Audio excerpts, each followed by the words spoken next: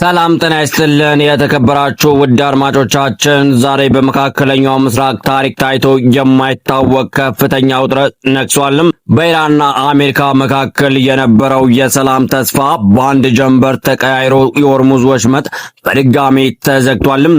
በመርከቦች ላይ ጥይት እየዘነበ ነው። ትራምፕ ኢራን ልታስፈራራን አትችልም ሲሉ፣ ቴህራን ደግሞ አሜሪካ የሞኝ ውሳኔ ወስዳለች በማለት እያፌዘች ነው።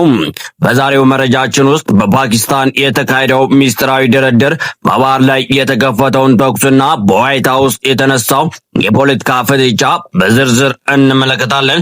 እስከ መጨረሻው አብራችሁን ቆዩም። በቅድሚያም መረጃው ለብዙዎች እንዲደርስ ቪዲዮ ላይክ፣ ሰብስክራይብ በማድረግ ይጀምሩትም። የፓኪስታኑ ድርድር ለምን ስምምነት ላይ አልተደረሰም? የጋሊባፍና የዲቫን ስብሰባ ምን ነበር?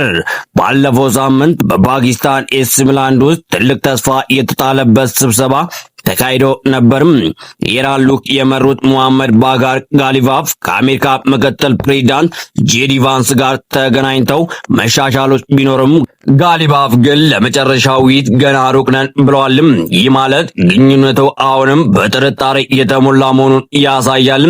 በትራምፕ የተጣለው አዲስ እገዳና የጋሊባፍ ምላሽም ወደ ኢራን ወደቦች የሚደረጉ ጉዞዎች መታገዳቸው ከስብሰባ በኋላ ፕሬዝዳንት ትራምፕ ያልተጠበቀ እርምጃ ወስደዋልም። ወደ ኢራን ወደቦች የሚደረጉ ጉዞዎችን በሙሉ አግደዋልም። ይህ ውሳኔ ኢራንን አስቆጥቷል። ጋሊባፍ ይህን የድንቁርና ውሳኔ ሲሉ ጠርተውታልም። አሜሪካ ሆን ብላ ከበባ ፈጽማለች፣ ሁሉም መርከብ አልፎ ኢራን ብቻ አትጓዝም ማለት ምን ማለት ነው? በማለት በቴሌቪዥን መስኮት ቁጣቸው ገልጿልም። የባህር ላይ ውጥረቱና በመርከቦች ላይ የተከፈተው ተኩስም ውጥረቱ ወደ ግጭት ተቀይሯል። የዩኬ የባህር ላይ ትራንስፖርት ማዕከል እንደዘገበው የኢራን አብዮታዊ ዘብ በሁለት ታጣቂ ጀልባዎች በነዳጅ ጫኝ መርከብ ላይ ተኩስ ከፍቷልም።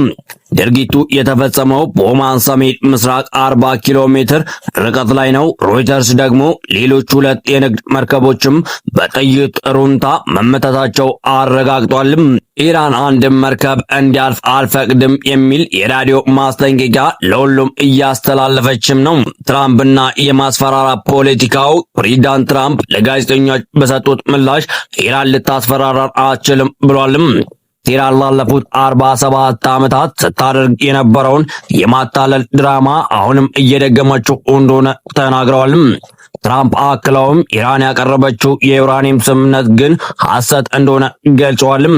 ይህ ደግሞ ሁለቱ አገራት መካከል ያለውን የመረጃ ጦርነት ያሳያልም። ካማላ ሃሪስና ትራምፕና ኔታንያሁ የውስጥ ፖለቲካ ፍጥጫ። የቀድሞ ምክትል ፕሬዝዳንት ካማላ ሃሪስ በትራምፕ ላይ ከባድ ወቀሳ ሰንዝረዋልም። ትራምፕ በኔታንያሁ ተጎድተው የማይፈልጉት ጦርነት ውስጥ ገብቷል ብሏልም።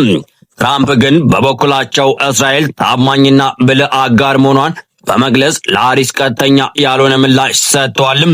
በሊባኖስ የተገደለው የፈረንሳይ ወታደር ግጭቱ በባህር ላይ ብቻ አላበቅም።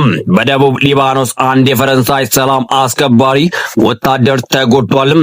ፕሬዝዳንት ማክሮን ሂዝቦላ ተጠያቂ ሲያደርጉ፣ ሂዝቦላ ግን ክሱ መሰረት የለሽ ነው ብሏልም። ይህ ሁኔታ አውሮፓንም ወደ ቀውሱ እያስገባት ነው። የሆርሙዝ ወሽመጥ መዘጋት ዓለምን የነዳጅ ዋጋ ሰማይ ላይ እንደሚሰቅለው ግልጽ ነው። ትራምፕ በቀኑ መጨረሻ ተጨማሪ መረጃ እሰጣለሁ ብሏል።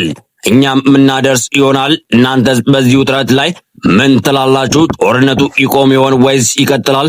አስተያየታችሁ በኮመንት አጋሩንም። ይህ ቪዲዮ መረጃ ሰጪ ሆኖ ካገኛችሁት ላይክ በማድረግ ሌሎች እንዲደርስ አድርጉም። ለቻናላችን አዲስ ሲሆናችሁ ሰብስክራይብ ማድረጋችሁን እንዳትረሱ። ነገ ሌላ መረጃ እስክንገናኝ ቸር ቆዩ።